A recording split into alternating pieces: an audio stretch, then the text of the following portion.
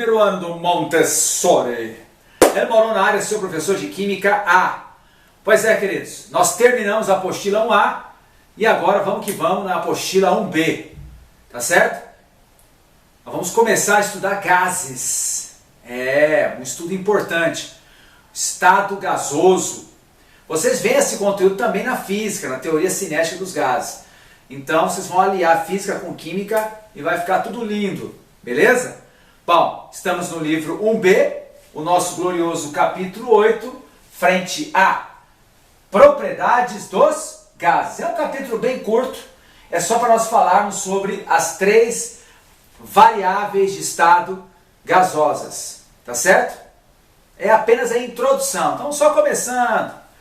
Já já a gente vai adentrando no capítulo, né, de gases com mais conteúdos, mas fica tranquilo que vai dar tudo certo, beleza? Então vamos que vamos. Primeiramente, queridos, vocês já aprenderam, certo? Estados físicos, sólido, líquido, gasoso. Vocês viram isso comigo, certo? Estado sólido, extremamente organizado. Estado líquido, um pouco mais bagunçado. Estado gasoso, caótico. O que faz com que o estado físico gasoso seja totalmente bagunçado, certo? É porque não há interação entre as moléculas. As moléculas não estão grudadas umas às outras, elas estão totalmente soltas. Então as moléculas, os átomos conseguem o quê? Se movimentar livremente, com grande energia cinética, energia de movimentação. E de uma forma bem desordenada, desorganizada. E vocês vão ver essa palavra desordenada, desorganizada, ano que vem, num capítulo chamado Termoquímica. O nome disso é entropia. Mas isso, 2021, tá longe. Beleza? Então, primeiramente, estado gasoso é um estado caótico. Segunda coisa, volume e forma, ou também chamado de formato. Bom, o volume que um gás ocupa e o formato que esse gás ocupa são extremamente variáveis. Você quer um exemplo? Eu posso pegar um balão de festa, assoprar, dar um nó bem fortinho, tá certo?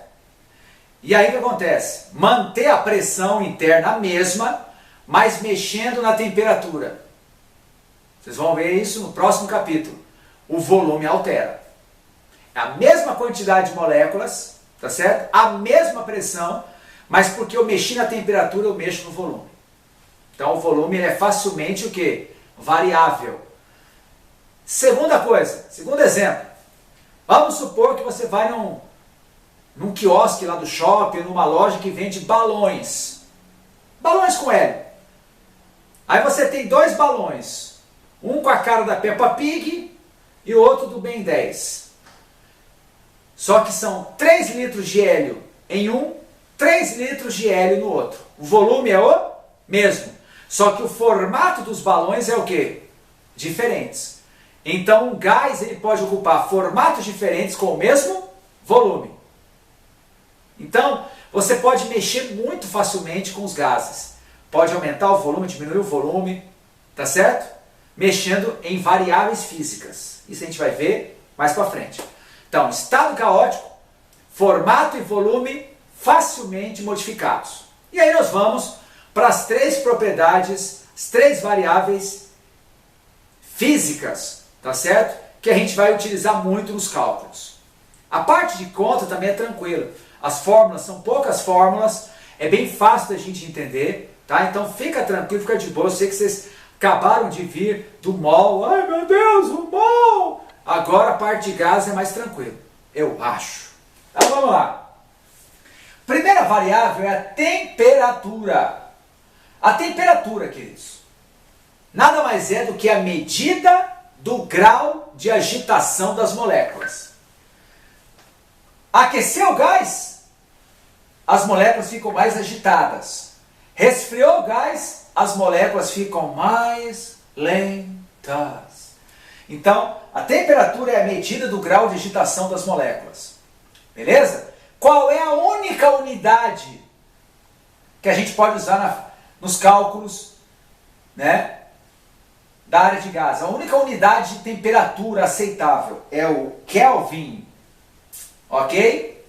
não usamos Celsius, não usamos Fahrenheit, usamos Kelvin. Geralmente o exercício ou já dá a temperatura em Kelvin ou dá a temperatura em Celsius. Como é que eu passo Celsius para Kelvin? O grau Kelvin é o grau Celsius mais 273.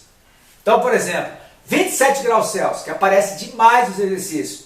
27 mais 273 dá 300 Kelvin. Então, lembre-se, nós nunca usamos em Celsius. Ah, mas o exercício quer que a gente calcule a temperatura em Celsius. Por que eu tenho que passar Celsius para Kelvin e depois Kelvin para Celsius? Porque sim. Tá? Ah, eu vou fazer direto. Pode fazer direto. Você vai errar a questão, mas a nossa amizade continua. Então, queridos, temperatura sempre em Kelvin. Beleza? Próxima variável, pressão. A pressão é graças a quê? Lembra que as moléculas estão bem agitadas, se movimentando bastante, colidindo umas contra as outras e também colidindo contra as paredes do recipiente que as contém. As moléculas não estão paradas, elas estão dando cabeçada umas nas outras e dando cabeçada contra a parede do recipiente. Pois é, a pressão é exatamente essas colisões. Se você tem uma elevada pressão, você tem muitas colisões contra as paredes do recipiente. Se você tem uma baixa pressão, você tem menos colisões. Por isso que se aumentar demais a pressão, um material pode explodir. Por quê? Porque são tantas colisões. São tantas colisões. Já diria o Robertão. Mas são tantas colisões das moléculas dos gases contra as paredes do recipiente que pode ser que o material não resista a tanta pancada. E aí acaba entrando em colapso, arrebentando, explodindo. Tá?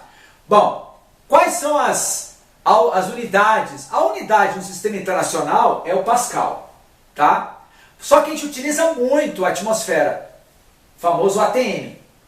Um ATM é a temperatura ao nível do mar. Você está ali na praia, comendo um camarãozinho, né? Tomando um suquinho de laranja gelado, com pedrinha de gelo, olhando para o mar. Pois é, ali a pressão atmosférica é 1 atm. Equivale a 10 a quinta Pascal.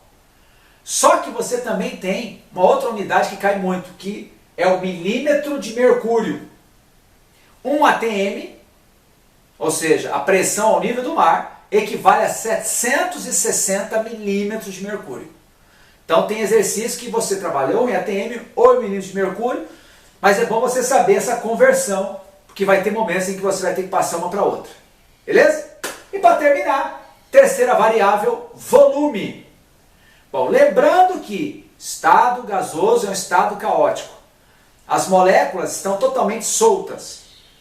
Se eu pego um gás e coloco dentro de um recipiente, ele vai tender a ocupar o quê? Todo o recipiente. Tá certo?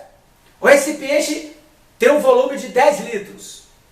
Não importa quantas moléculas você tenha colocado lá dentro. O volume que ele vai estar ocupando são 10 litros. Lógico, você vai dizer para mim, ah, mas eu coloquei muitas moléculas num recipiente pequeno.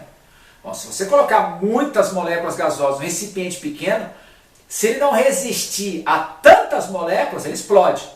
Mas o volume que vai estar confinado ali dentro é exatamente o volume do recipiente. Então tem exercício que ele não fala, foram colocados 20 litros de gás hélio. Não, ele fala que foi colocado hélio num recipiente de 20 litros. Então, 20 litros é o volume do recipiente, 20 litros é o volume de gás. Bom, a gente costuma trabalhar com litro. Tá? Existe uma fórmula que a gente vai trabalhar com litro. Vocês vão ver mais para frente. Mas existem outras fórmulas que eu posso trabalhar com outras unidades. Então é bom você saber isso aqui, ó, que 1 litro são 1000 mililitros, também chamado de centímetros cúbicos. Beleza? Essa é a visão panorâmica do capítulo 8, é um capítulo curto, bem tranquilo. Vem aí os exercícios, temos a nossa aula no Meeting, tete a tete, onde a gente vai estar reforçando a teoria, tirando suas dúvidas, fazendo alguns exercícios. Fiquem ligados, nós começamos gases e é um capítulo importante. Eu vou, mas eu volto.